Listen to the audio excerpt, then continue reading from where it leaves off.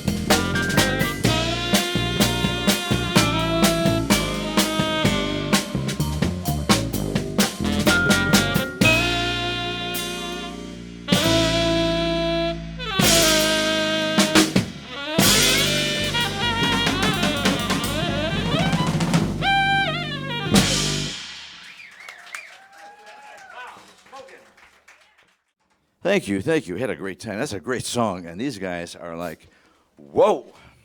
So let's give a big hand to JD and his creative cats. And that's with a K. Thank you, thank you. Okay, here we're going to do a little tune called Watch What Happens, huh? 1, 2, 1, 2. I guess I'm an old swinger, I don't know. One more time. Oh man, that's nice. Get goosebumps. Let someone start believing in you. Let her hold on her hand. Let her touch you and watch what happens when someone who can look into your eyes and see into your heart. Let her find you and watch what happens cold. Can't believe your heart is cold. Maybe just afraid to be broken again. Yeah, so let that one with a deep love to give that deep love to you. And what magic you'll see, I'll let someone give their heart, someone who cares like me.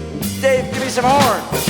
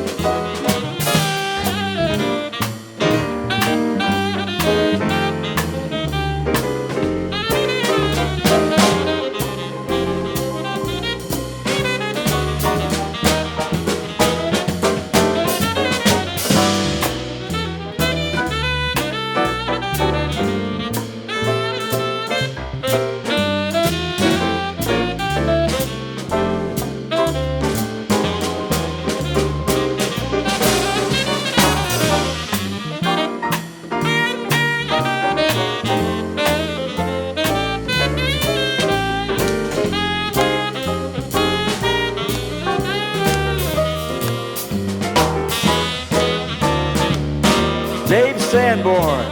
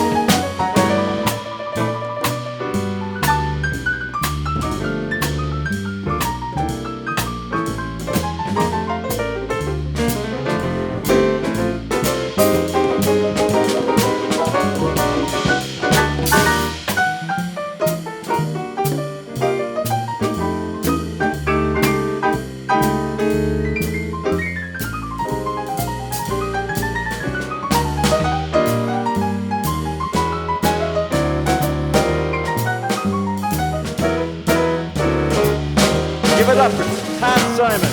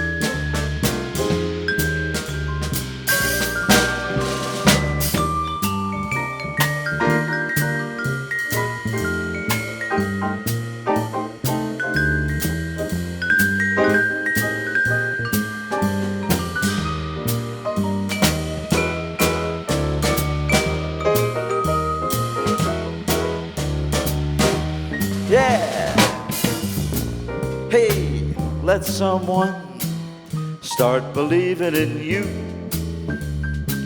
Let her hold out her hand.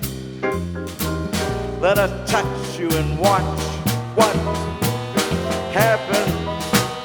There's someone who can look into your eyes and see into your heart. Let her find you and watch what happens. Cold. No, I just can't believe your heart is cold. Just afraid to be broken again.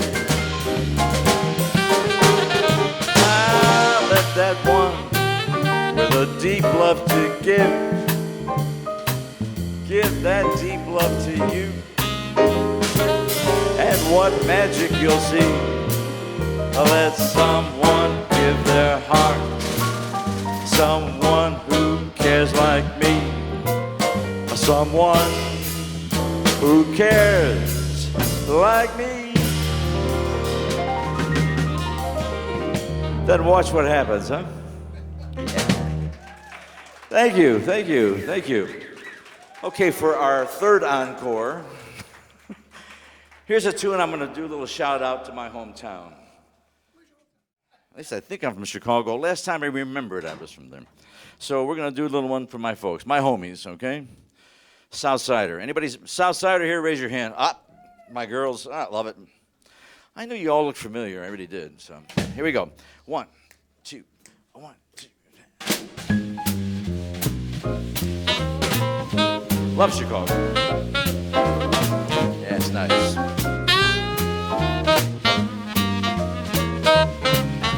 Chicago, Chicago, that toddling town. Yeah, Chicago. Come on, let me show you around. You're gonna love it. Bet your bottom dollar you'll lose your blues. Where? Chicago. The town that Billy Sunday could not shut down. On State Street, that great street, I just want to say,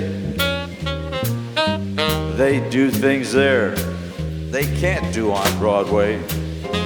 Hey, you'll have the time of your life. I caught a man dancing with his wife in Chicago, my hometown. Let me hear something.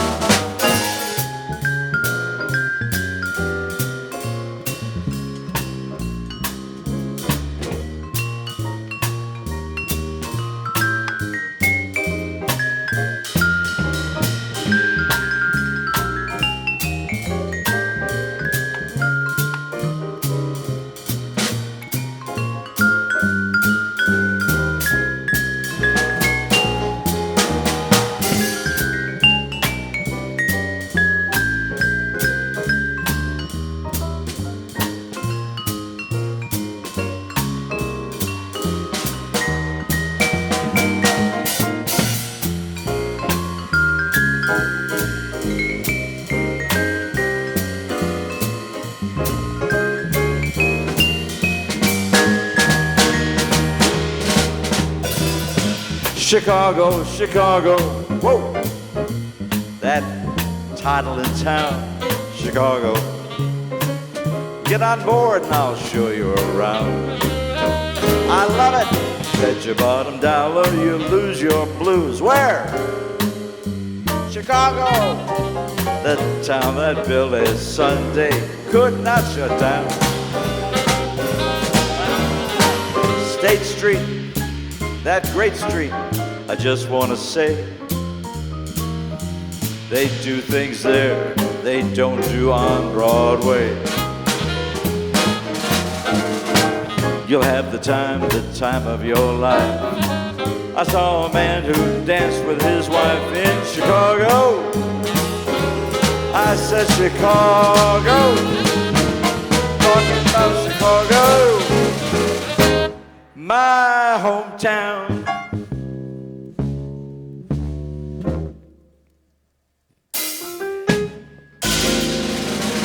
Chicago. There we go. Thank you. Okay, here's a little. We like any country fans out there? Don't throw. Oh, we got. Oh, a couple. All right, great. Okay, if you were ever really feeling bad, this tune is going to make you uplifted, and you're going to say, "Man, I feel great." Okay, it's a tune called by. Well, actually, it was recorded by Marvin Rainwater. Marvin who? So he had a tune back in. I'm called. Gonna Find Me a Bluebird. Beautiful tune. But this was a throwaway side that I happen to like, and I think you guys will enjoy it too. So let's give them a little bit of that, guys. It'd be like 1, 2. Dun, dun, dun. Yeah, get that country move. Where's my horse?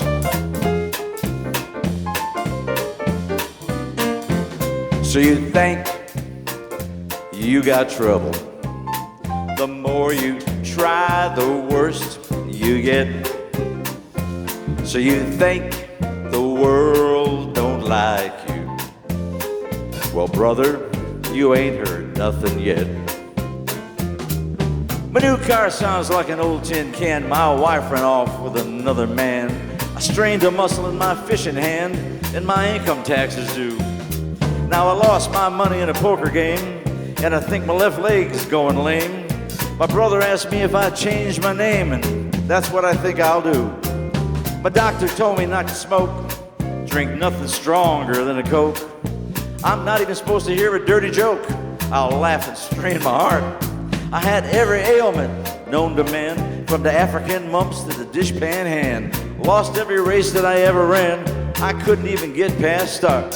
But you think you got trouble. The more you try, the worse you get. So you think the world don't like you. Well, brother, you ain't heard nothing yet. Now, some people call me a pessimist. They say that I ought to make the best of this. Well, maybe I am a pessimist.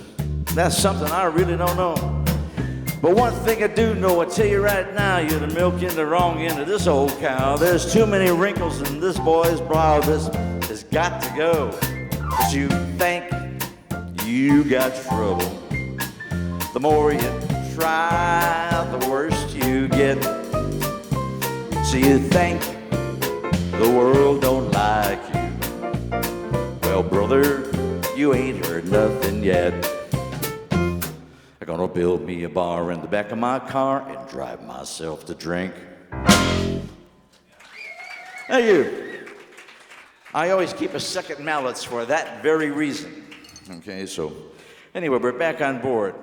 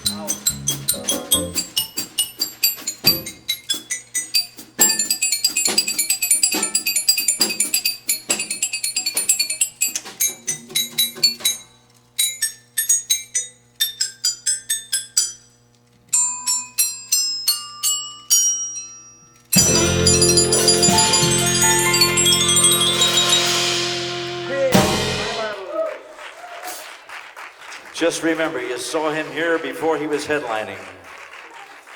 Yeah. Never had any toys when I was a kid, so this was really kind of a nice thing. Welcome to Vegas Beyond the Strip. I'm here today with JD, John Drees, but don't call him John because he'll point you towards the bathroom. He's quite a card. He was here today with the DiBari-Davis Project, and he was marvelous because he has this machine behind us. Well, I guess it's not a machine, but the marimba or the Vibraphone. The vibraphone. Vibraphone. It was incredible, and he played songs that other people haven't played here. Welcome, and thank you for coming. We appreciate it so much. Certainly was my pleasure, I got to tell you. Well, I understand that he's from the south side of Chicago, Blue Island to be exact. Blue Island. Grew up there. And Roseland. Oh my God. See, we came from the same part of Chicago. And I've never met anybody as an adult from the south side of Chicago. So it's a real thrill to talk to you. Thank you.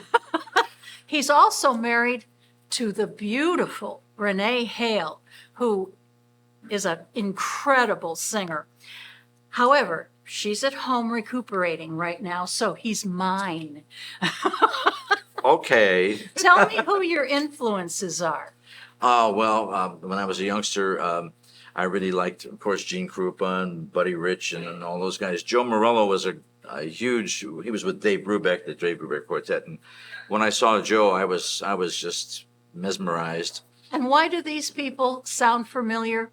Because they're drummers, and you are indeed a drummer. Yes. Now, what part of your life did the vibraphone come into it? I was studying with a well-known teacher, Mr. Bob Tillis, and I was a hot drummer, I thought. And then he said, no, you need to learn percussion and timpani, and I was pretty much forced into it. And I thought, I'm never going to use this. And 10 years later, I was playing the Lido show on percussion with like 20 doubles, and we worked Siegfried and Roy and all those people there. My God. And 13 shows a week. And it was a marvelous gig for about a year and a half. I was there. Tell me some of the people that you have worked with, because you, in our pre-talk, you just spewed out one after the other after the other. Boy, in Chicago, I got on the band with at the Palmer House, the Pump Room and the Empire Room. Ben Arden was gracious enough to give me a shot, and I got the opportunity to work with like Barbara Eden, Nancy Wilson, Bobby Darin, Jimmy Durante, he was great. And there was just so many of those, and I mean, I worked him several times. And Did you play with Carol Channing? No, I never worked Carol Channing. I went to a function, a club function at the Empire Room, and she was the guest star. That was quite a night. But anyway, you've had many quite a nights. Go on from there. Well, I just got lucky. My name started getting around when I moved to Vegas. I worked with Jimmy Dean, the country singer, and Jimmy was marvelous. And tell me what he said to you. Oh, Jimmy said he was great. He said, you may knock my singing, but you can't beat my meat. And I knew right then we were going to be pals. And the Oak Ridge Boys were our backup singers at the time, and they had a spot on the show. They just got off the gospel circuit. So, wow. Again, I got to work with all those great singers, and it just seemed to keep rolling. I would get done with another gig, and another one would pop up. And around 1980, when things started slowing down here a little bit, we started working in the Bahamas. I worked the Grand Bahamas, and I worked at Britannia Beach, playing vibes, as a matter of fact. I was singing, playing vibes and drums with another gentleman, and we stayed there for about a year, and then I came back. Now, you mentioned Mickey Finn's and Mickey Finn, Fred Finn. Yes, I worked with Fred several times, and that's where Mr. Bones came in. There was a show called Tomfoolery, and he hired me. He said, I need you to do something special. And I had seen a gentleman in Chicago, John Jeffries. They called him Sir John. And John played the puppet. So I was intrigued by that when I first saw it. And John was gracious enough to well, that was the weirdest thing I've ever seen. And I love how you bring him up from below. Oh, and, come on. And then I was more fascinated with the arms than the legs because they just went all off by themselves. Yeah, he's a real artist. A little temperamental, but we get Really? along well. Yeah. When you see it, it's different. It's really different. So tell me how you met Renee? Renee. I met Renee on my first job in Las Vegas back in '74. It was at the Desert Inn in the lounge. And Bobby Curtola was working there, and Perfecto. And Renee was with Perfecto. Perfecto in Motion. She was Motion. Oh. And when I saw her the first time, I went, "Oh, hey, you really sounded good." And she looked at me kind of weird and walked away. And then each time I tried to kind of connect, I'd go, "That was really nice tonight." I thought, and she'd go, "Thank you," and look the other way. And I thought, "What do I have, leeches on my? What's going on here?" And long story short, we didn't connect for a long time. We kind of were just good friends, and then about 5 years ago, we went out. My wife had passed away, and I was kind of blue. And Renee was at a function that it was actually her function I went to, and we started talking, and one thing led to another, and 2 years later we were married, and we've been together 5 years, and it's been the greatest 5 years of my life. Well, we like to reveal things about entertainers in Las Vegas because they're so humble that anyone with talent could be an entertainer in Las Vegas. Of course, you have to have the talent, but it's so amazing that I've learned so much about the entertainers because they're so human and so gracious. Yeah, well, that's part of the business. I mean, I always get kind of annoyed when you go to somebody and you go, "Oh, I really like you." He goes, "Yeah, get away," type of thing. And I'm kind of busy because I take that as a real treat and an honor when someone says, "I really like what you did," and I always have time to stop and talk and tell a few stories. I'm kind of witty at times, and I've met so many friends that way that even today some people came up and talked, and it was like marvelous. It's like, thank you so much for acknowledging that you enjoyed it, because that makes my day. Well, when we saw you recently at the Italian American Club, the fact that you came off the stage in your break where you could probably sit and use the time to re-nurture yourself, but you talked to every single person in the audience, that really is a connection. Well, that's what you're trying to do. I mean, it's like I wouldn't want people to be just staring at me, but people that know you, they go, "Oh, I love this tune," or, "Hey, can you do this for us?" And absolutely, and because that's what our job is, to not to make them feel bad, it's to make them feel good. Yeah. So you need to forget what you have at home and come here and spend an hour or two with us and feel real good and smile. If you're smiling when you left, it was mission accomplished. So you played the strip from the 70s to now. Yeah. I worked probably all the main rooms. I did a lot of showroom work. Worked with Jack Eglash's band, and again, I was with a house band at Stardust. Did Caesars with Nat Brandwine. I don't know, so many of them. MGM, Trop. So Siegfried and Roy, what would they need your services for? Okay, so they were in the Lido show, which was a variety show, and they had about a 40-minute spot on there. They had left the Frontier from I think it was Something Fabulous, and they came to the Stardust, and I think they gave me each a Rolls Royce and a lot of money. A lot of money. And so you just learned the show, and then we would do their show every night. So I saw a couple of great shows. Oh, I bet you did. It was marvelous, and they were beautiful to work with. Roy especially, he was a very kind man, and I was lucky enough to go over to their place a couple times and into the where they keep the haberdashery, where they had the animals, the tigers and stuff, and Roy used to swim with them, and Siegfried was more business, but he was a gentleman, and I'm going to tell you a real funny story. Okay. So we were there. We had a big trick coming they were doing. So after each show, every night we would rehearse, and I used to wear a little black onyx joker, and it had a joker with a heart and a spade, club, and a diamond. So I'm standing back there, and Siegfried's telling us what he wants, and all of a sudden he stopped. And he looks at me and he says, "Are you a good warlock or a bad warlock?"